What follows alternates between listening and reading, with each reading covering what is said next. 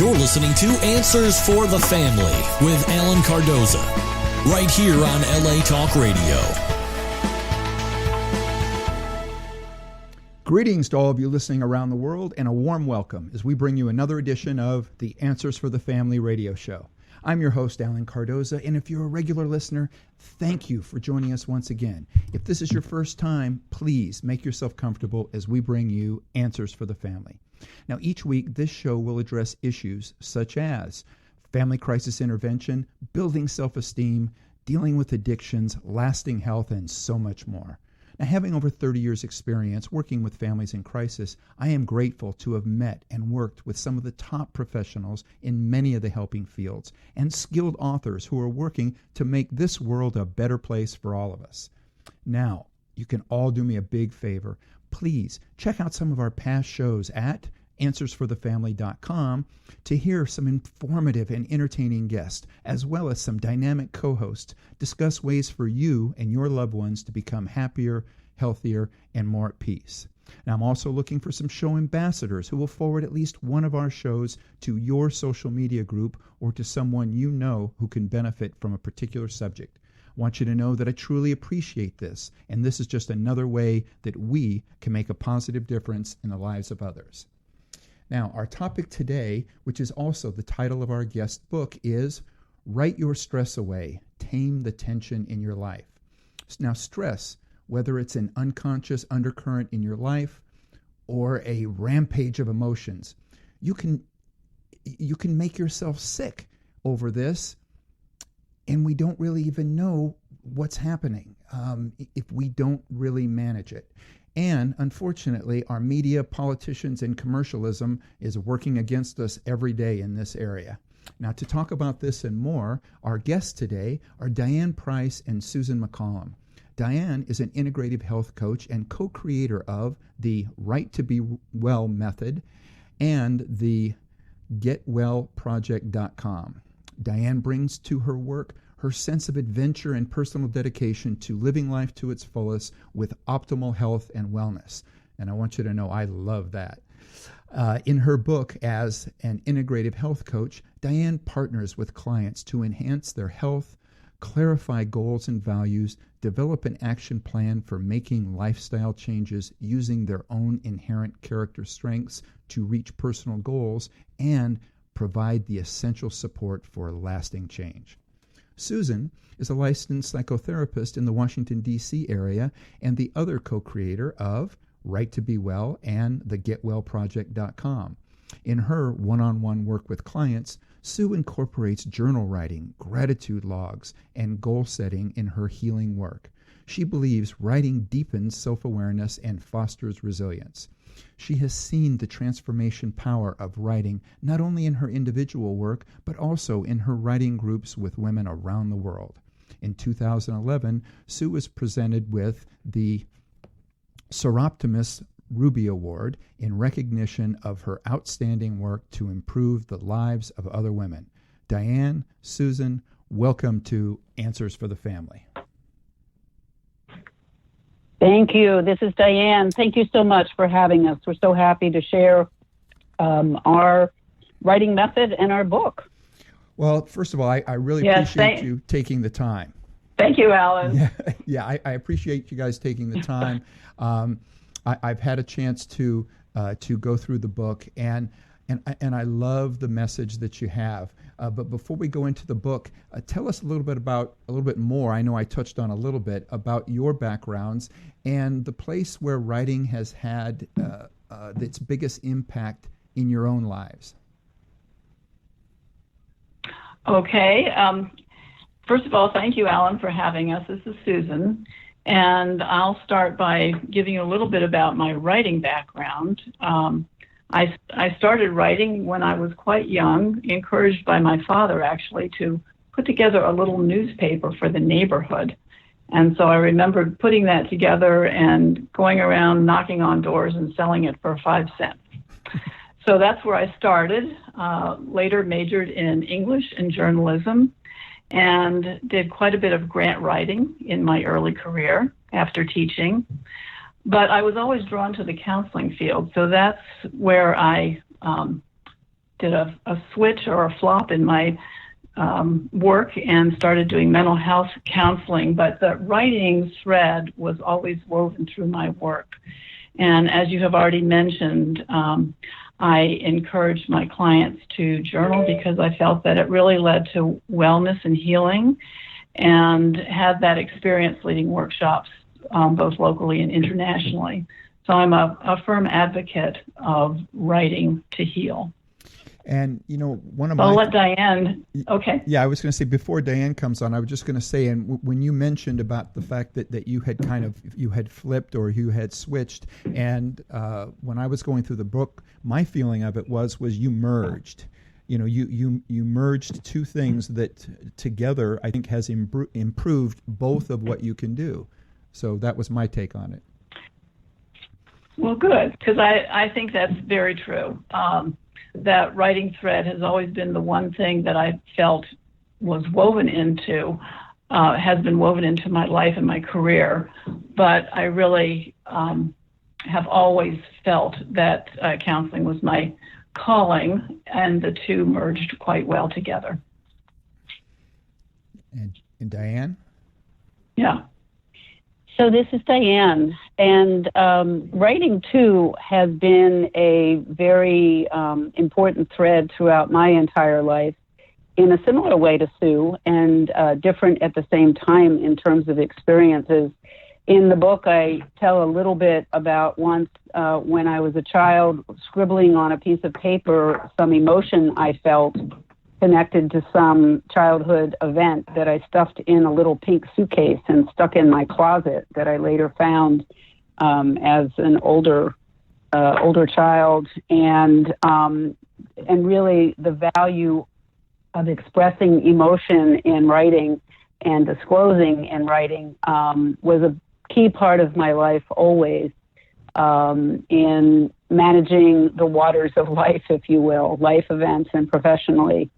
And professionally, for several decades, I was in consulting with information technology, process change, and the impact that change has with people.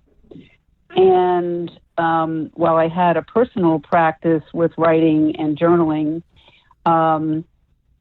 in my consulting, I also brought writing to some of the executives with whom I worked that were dealing with a lot of stress in their lives, and incorporated writing into that aspect of my professional life. And then when I chose to leave the corporate consulting world and pursue integrative health coaching, because health and wellness and prevention and incorporating writing into using writing to really help you was so very important to me and important in giving back. That's when the writing piece became current, if you will, in terms of Sue and I working together to create the Right to Be Well method, that in our separate and different, but at the same time overlapping experiences brought us to this point today. Well, I love the fact that you touched on journaling, because as someone who has toured or worked with a lot of at-risk youth who go to specialized boarding schools, I know many of them put a major focus on journaling as something that helps so many young people that are, whatever it is that they're struggling with, that journaling really seems to help them look at what's going on in their lives and take time to deal with it rather than being more reactive to many things going on in their life. So true. It touches on, this is Diane again, it touches on expressive writing, and that we talk about, and how connecting the emotion to an event and disclosing it and putting it down on paper can help literally, as we understand the research, get that emotion out of the body where it can make us sick.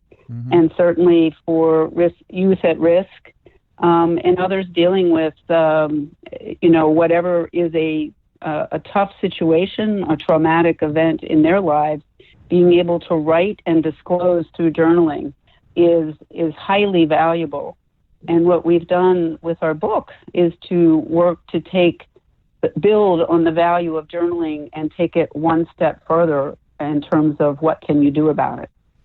Well, one of the things in the book, you both mentioned that you experienced a life-threatening medical diagnosis. How did writing play a part in your personal recovery from these serious illnesses? Well, this is Susan again, and I was diagnosed with type 1 diabetes as an adult, and the idea that I had a disease when I got that diagnosis was truly overwhelming to me. I had always thought of myself as a healthy person, and now I was faced with something that was life-threatening. So I did turn to my journal, and I found that if I wrote about my feelings and how distressed I was about diabetes, that it just relieved some of the emotional impact of this diagnosis. And then as I continued to sort of wade through all the recommendations where I felt overwhelmed with all the things that I had to do in terms of changing my lifestyle, I once again turned to journaling to sort of sort through, okay, where is my priority? What do I need to do first? And how am I going to get through it? So, the idea of journaling goes all the way back to those early days of Freud when, I shouldn't say journaling, but the idea of disclosure goes back to those early days of Freud when he was encouraging his patients to talk openly about their shame and trauma and stress. And then about 30 years ago, James Pennebaker did some research about the value of writing and disclosure and discovered that writing is just as effective as speaking about what is weighing heavily on you. So we feel that writing is really an important part. The very first step in our process is just dumping all of those stressful feelings that you have about whatever it is that's creating stress in your life. And for me, of course, it was the diagnosis of diabetes.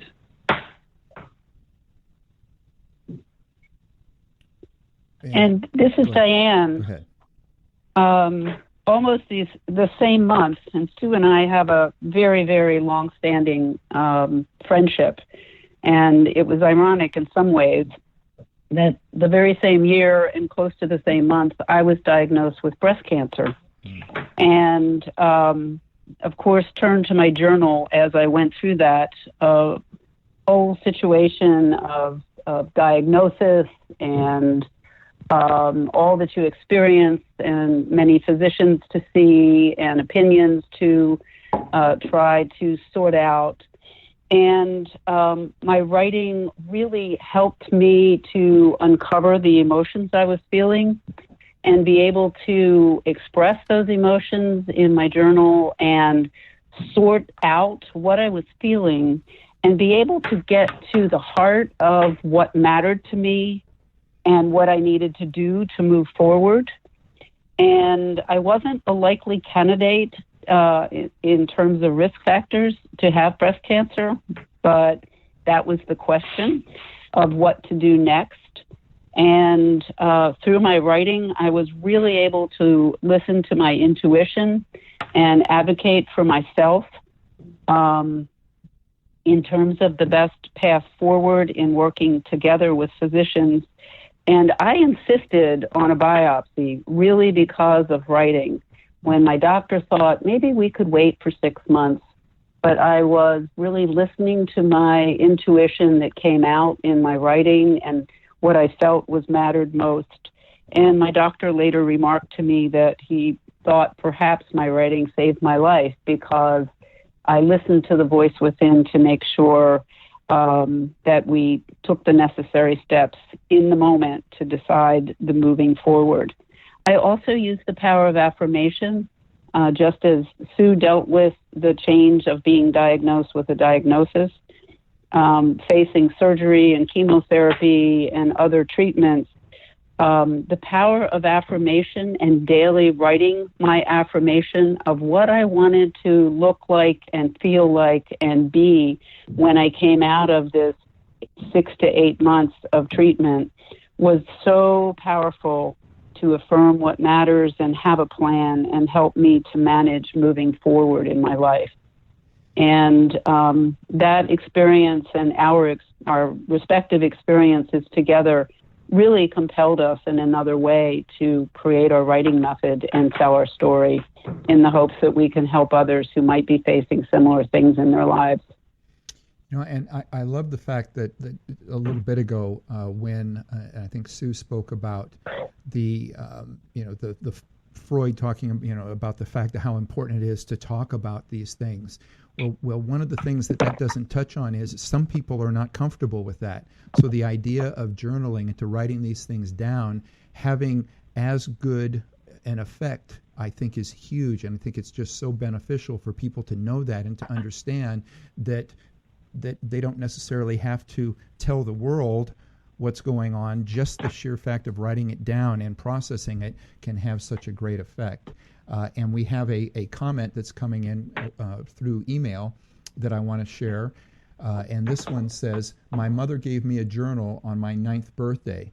Writing down my thoughts and experiences all these years has allowed me to step back and reflect on my interactions with everyone around me. I believe this process has brought calm and reason in the most stressful situations.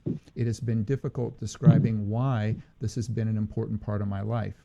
I ordered your book and now look forward to recommending it to my family and friends who could greatly benefit from adding this activity to their lives. And this is from Gracie in New York. Wow, thank you, Gracie. I'm glad that writing has helped you so much over the course of your life, starting from that young age of 9 years old. I really think that is what, I think she's hit on the key to writing, is that it does help you reflect. It sort of slows you down in your processing and helps you get to a deeper level of understanding about what's going on in your life and what's causing the stress. So she says the fact that it brings calm and reason is one of the major benefits of writing. And Diane and I have woven reflective writing into the process, which we call the Get Well method, right to be well. And the fourth step is reflective writing, because the reflective writing supports learning. It promotes insight, and it gives you a new perspective. It helps you stop sort of ruminating on a problem, which I think if we don't break the rumination cycle, we can continue to go over it again and again and again in our minds. But by putting it down on paper, we stop the rumination and start to find some meaning in the experience. So that final step of reflective writing is really critical in terms of learning what to do next and how to address the stress of your life. I'm talking with Diane Price and Susan McCollum, authors of the new book, Write Your Stress Away, Tame the Tension in Your Life. We're going to take a break. We're going to be right back. You're listening to Answers for the Family. Hello, I'm Marty Cove. You might remember me from roles such as Sensei in the Karate Kid films.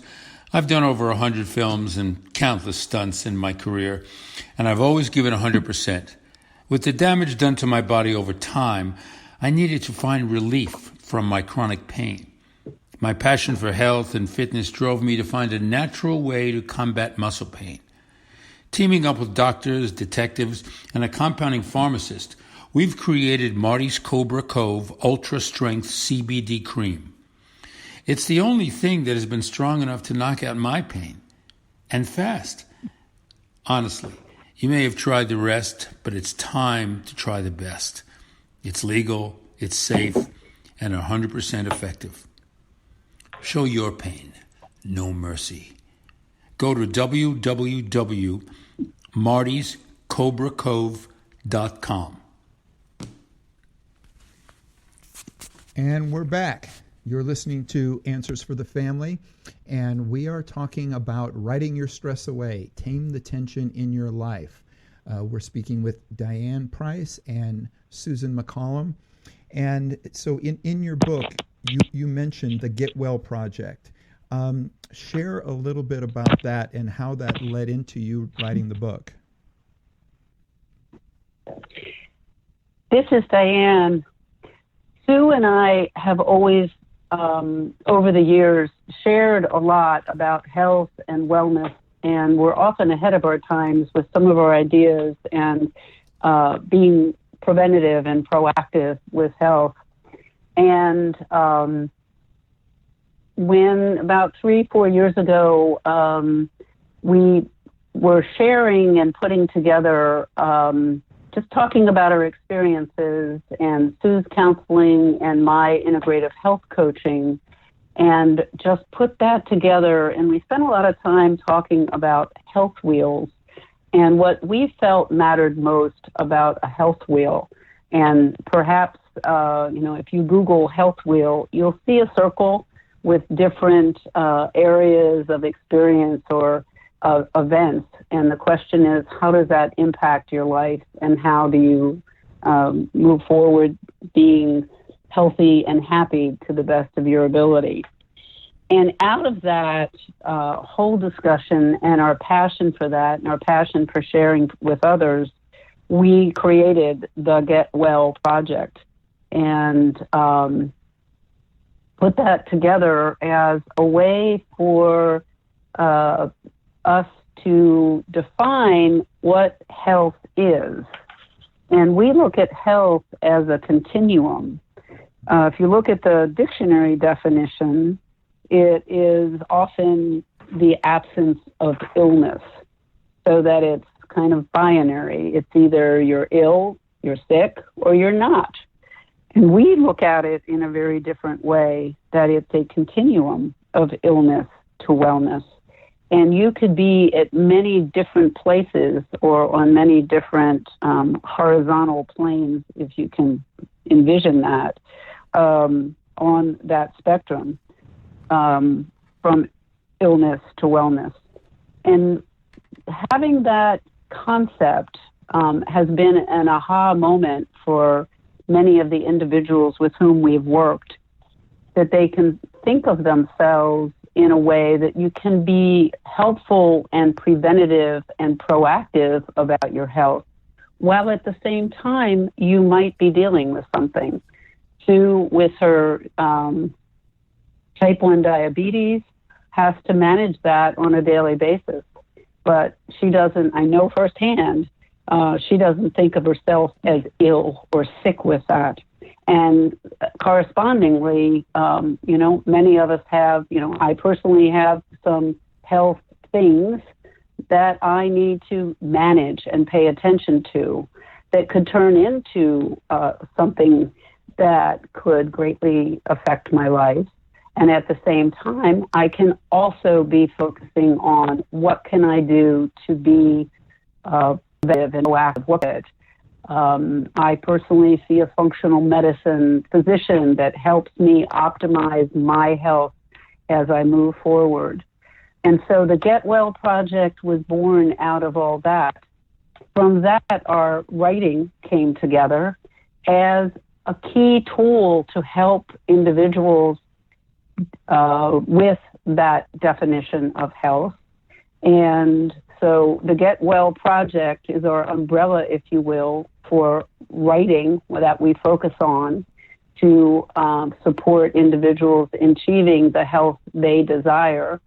And from that was born our book, in that stress being such a major influence, particularly currently in our 21st century, on health.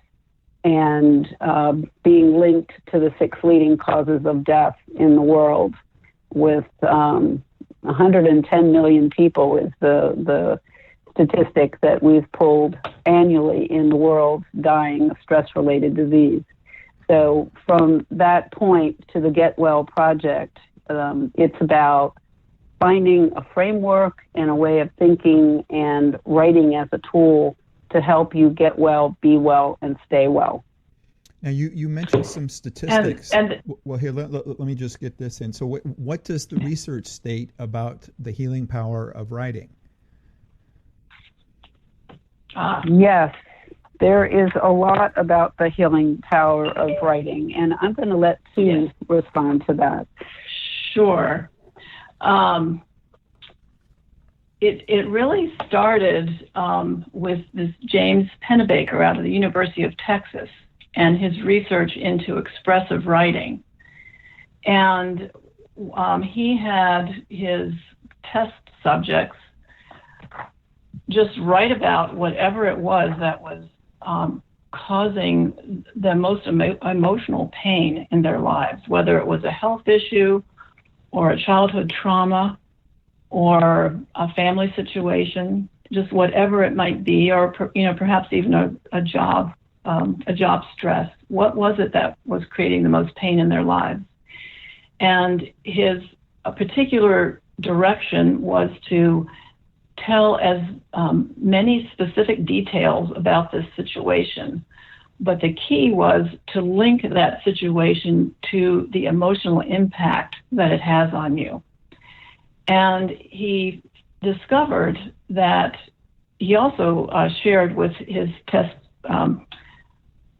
clients that they didn't have to even share what they wrote with anyone else, that this was something that was just personal between them and their journal. And he had actually taken blood samples before they wrote, and then after they wrote, he took blood samples, and he discovered that there was literally a physical link between the writing and the body, that there was an increase in T lymphocytes in the blood, which is a healing property in our blood. So that was astounding, that the writing created a heightened immune function in the people who just wrote about their deepest traumas and the emotions that were associated with that situation.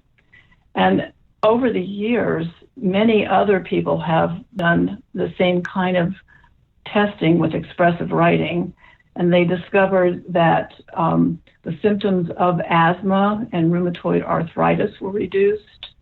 The aftercare of heart attack victims was improved. There was even a test with wound healing, where they actually did a little tiny cut on an elderly patient, and then they had them do some writing, and they found out that those who wrote healed faster than those who didn't write. And it's another study talked about the reduced pain in cancer patients. So I think it's truly amazing, and that the link between writing and stress and trauma is really quite strong in terms of the healing properties of writing. Well, and that's just one set of experiments that have been done. Well, in fact, you're correct, because there are quite a few other experiments and studies that are being done, and part of my research before doing this show, there are also some out there in regards to the benefits for Alzheimer's, Parkinson's, and dementia, to where they are setting up groups, and they're having them write about everything that they're going through, and they're then testing them and realizing that it is helping with their cognition. So that was one of the things that literally I thought was one of the greatest parts of the whole thing, because as those that have listened know, that I have a mother going through one and my father going through another. So yes, wow. It's it is something that is so beneficial. So for those of you out there and you know somebody that's dealing with these, just having them, sit down and start writing about what it is that they're going through, or writing about whatever it is that they want to write about, will help in so many ways. Alan, this is Diane. I'm sorry, Sue. Okay, go ahead. This is Diane. You mentioned in your introduction about the unconscious undercurrent that we experience. And as you were mentioning the benefit of writing for, dementia and cognition and so forth, and many other physical and emotional and mental issues that the body can experience.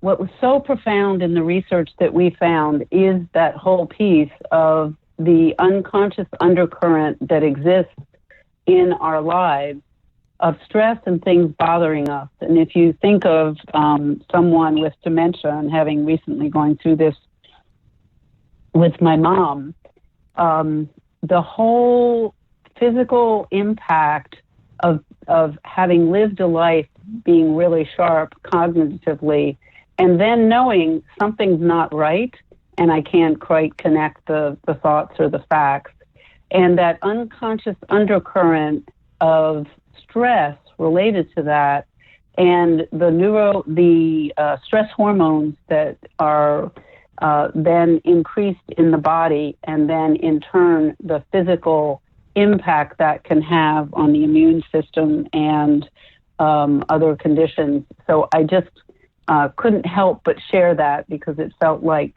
that's an important part of it. And as you were talking about encouraging people to write, it's not only what's top of mind, but it's amazing when you start with the expressive writing that Sue talked about, with telling your story, what comes out that you don't even realize is back there and bugging you. Well, and I'm so glad that you added that, because I couldn't agree more. Is that, and also in regards to the introduction, this undercurrent, this unconscious undercurrent, as I mentioned, with our media and the politicians and commercialism and everything, it just keeps such a level of stress that to be able to go into, any form of writing, which is also, it's very similar effect with meditation. And that's one of the things in one of the studies. Yes. One of the studies that I read is that it has a meditative effect, just as if you were doing meditation, that you're kind of releasing all of that, but you're also improving your immune system, which is now fighting whatever it is that's going on with you. So you're right; it has a multiple level positive effect that I think is wonderful. Now I have a question for you.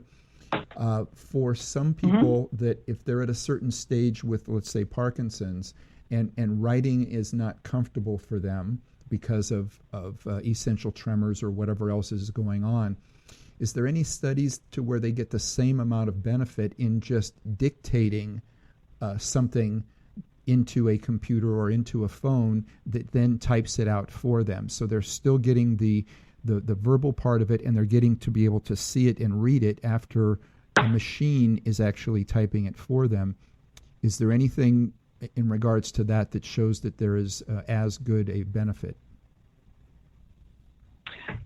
This is Sue again, and yes, there are some studies. I wish that I could lead you to them right away, but as I remember in my reading and research also, that James Pennebaker, the researcher that we were talking about just a few minutes ago, had done some studies where he compared doing an oral presentation, or I shouldn't say a presentation, but orally dictating into a microphone taping was just as effective actually as the writing. So I think that for a Parkinson's patient, it would work actually quite well and be just as therapeutic and beneficial. I think one of the keys is that sometimes when we're under stress and trauma it's really hard to share some of those feelings with somebody else. So whether you do it in writing or on a tape, it's for, I'm saying for your eyes only or for your ears only, that you don't have to share it with anyone else. So the person with Parkinson's doesn't, I just want them to know that they don't have to share their tape with anyone else, that it can be something just personal and private, just as if you were writing in a journal. I hope that makes some sense. I think I floundered a bit. No, actually, I think it makes great sense. And it's good to reinforce that, because it's the same thing with writing, that you write it down. You don't have to give it to somebody else.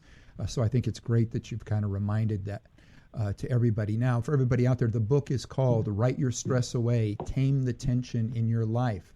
Now, we're going to take a break, but for those of you, if you're at a computer, obviously you can't do this if you're driving, but if you want to follow along with us or open up another window, you can go to thegetwellproject.com. You can open that up, you can sort of follow along, and you'll be able to see a lot about what it is we're talking about. But we're going to be right back. Stay with us. You're listening to Answers for the Family. Founded over 30 years ago to meet the needs of families in crisis, West Shield has continually focused on resolving issues that negatively impact families and businesses. Our signature therapeutic transportation service helps to ensure that adolescents in crisis are safely transported to specialized schools, programs, and treatment centers with unsurpassed experience and success. We are supported by our full-service licensed investigation agency that has legally, professionally, and compassionately located hundreds of runaways and teens. We are experienced and qualified to help, offering solutions which may include referrals to our international network of top professionals in the fields of educational consulting, psychology, psychiatry, and investigations. Simply put, West Shield Adolescent Services and West Shield Investigations are the best solutions when your family is facing a personal crisis. Call 1-800-899-8585, 24 hours a day, 7 days a week. That's 1-800-899-8585, or visit our website at westshield.com. Thank you. And we're back. You're listening to Answers for the Family, and our guests today are Diane Price and Susan McCollum. Now, Diane, tell us about your experience with the Duke Integrative Coaching Program. Yes, this is Diane. I'm happy to do that. A wonderful experience. And several years ago, I participated and completed the coursework and the training in integrative health coaching. And it is kind of goes back to what I mentioned about the wheel of health. And it's a coaching process to help individuals get in touch with what matters to them. It's about prevention and intervention, and really looking at how does one combine in a complementary way conventional approaches to health. So the program, Duke, is part of a national consortium of health organizations, medical centers that are participating together in helping to further integrative health. And, many years ago, there was conversation about alternative health, and you perhaps still hear that term. Alternative conjures up, it's an either or. And at the Duke Integrative Health Program, it was a matter of really reinforcing which was exciting for me to reinforce the concept of you can think of your health as a pie, if you will. And within that, there can be many different practices that you bring into it to address your overall situation or perhaps something very specific. So with integrative health, it's a matter of looking at where does traditional Western medicine fit. I have a strep throat, and it's an appropriate thing for treatment because it's proven that that's the best way to address the strep throat. So perhaps that piece of pie is a little bit larger, or perhaps you come down with the flu, and that's in the illness world. But then you have to, integrative health looks at the bigger picture of the mind-body connection, and what does movement do, and what does nutrition play a part in your life?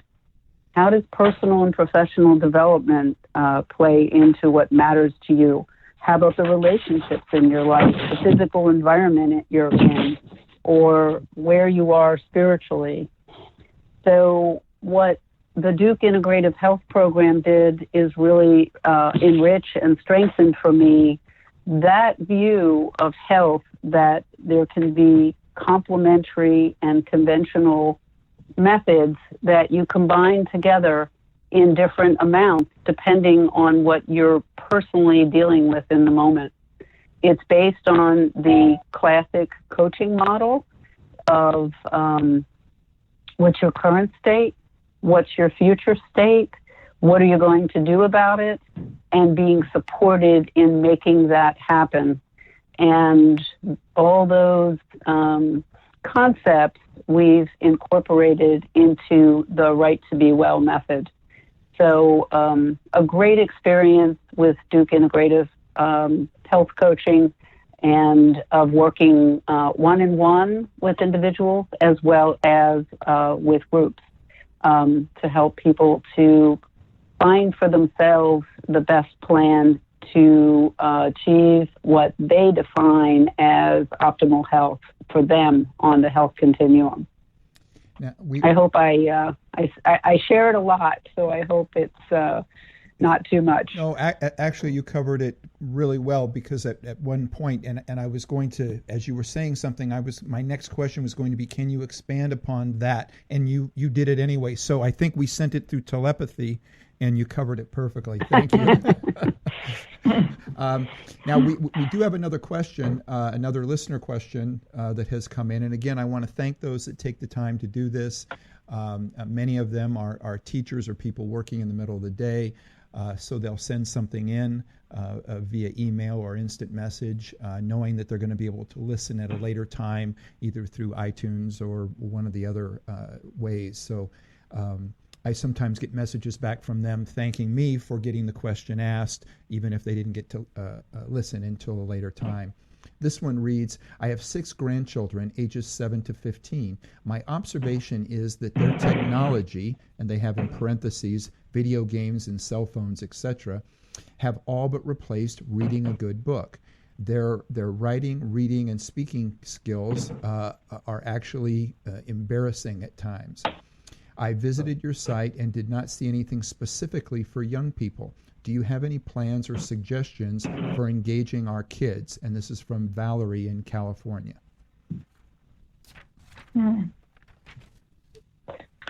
Well, this is Sue, and Valerie's correct that we don't have anything on there for children right now, but it's a great suggestion and certainly an area that we would like to expand in. I have grandchildren of my own, and I understand exactly what she's talking about in terms of the video games sort of overtaking their lives, and the writing, reading, and speaking skills going downhill because we don't have as much interpersonal communication as we did certainly when I was growing up. Fewer conversations around a table, and the video games are present and taking over as opposed to face-to-face conversation. So I think it's a wonderful idea and one that we will pursue because we do feel that the writing is critical in terms of getting people of all ages, from children to adults, to sort of slow down and get in touch with what's bothering them and what they might reflect on and learn from it. And I want to give you an example of a child who is writing. This is a nephew of mine who has ADHD. He had some surgery about a year ago and has found that it's really helpful for him in his childish scrawl to write about his surgery that he had. And I know his mother is always amazed at how often he writes and tells the story to people. And I think it's his way of processing it. So I think there's great hope for him that as he continues to process and understand, as he continues to grow, that this surgery that he had will not have the same impact of a trauma on his body because he continues to write about it. His sentences are not well formed. You know what? It doesn't matter.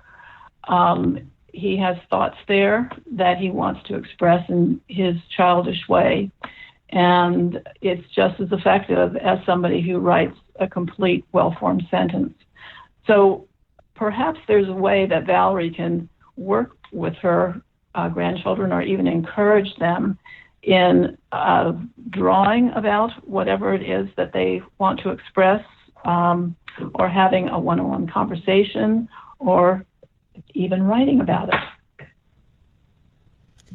Well, I just glanced over the time, and time has absolutely flown by. I really want to thank both of you, and not only for coming on the show, but for taking the time to write a book that really focuses on something that I think that is kind of being overlooked, and that is that we're sort of being bombarded with all of these things that are adding stress and adding anxiety to our lives, and not really being given the tools and how to deal with it. I mean, in some cases, people will say, okay, meditate or do this, but I think this is something that is another really positive thing that we can do and gain on so many levels. So I just want to really acknowledge you and thank you for putting this out there. And again, for anybody out there, the book is Write Your Stress Away, Tame the Tension in Your Life.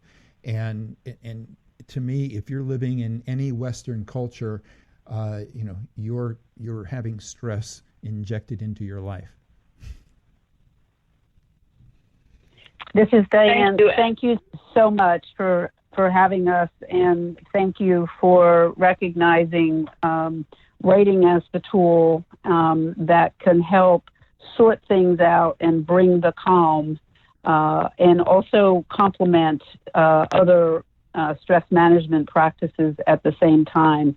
That it helps to lay a path and lay the groundwork that you can really optimize other tools to help you get well, be well, and stay well.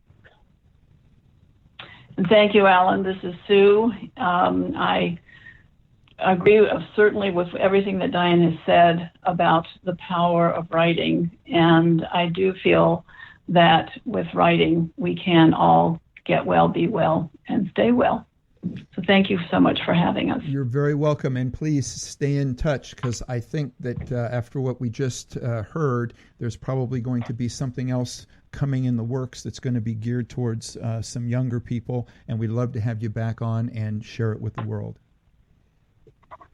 Thank you. Thank you. Thank you very much. You're welcome. And for everybody out there, please be sure to put us on your calendar and tune in next Monday when we will be joined by Professor Carla Yanni to discuss her new book, Living on Campus. It's a history of the American dormitory. And please visit our archives of past interviews at answersforthefamily.com, or you can subscribe to the show very easily through iTunes, Stitcher, YouTube, Spreaker, or our latest platform, iHeartRadio. If you like what you hear, please leave a review. It will help us reach more people, and I want you to know that I greatly appreciate it.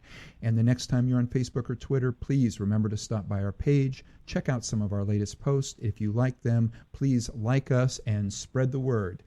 And for everybody out there, be good human beings, and be with us again next week on Answers for the Family.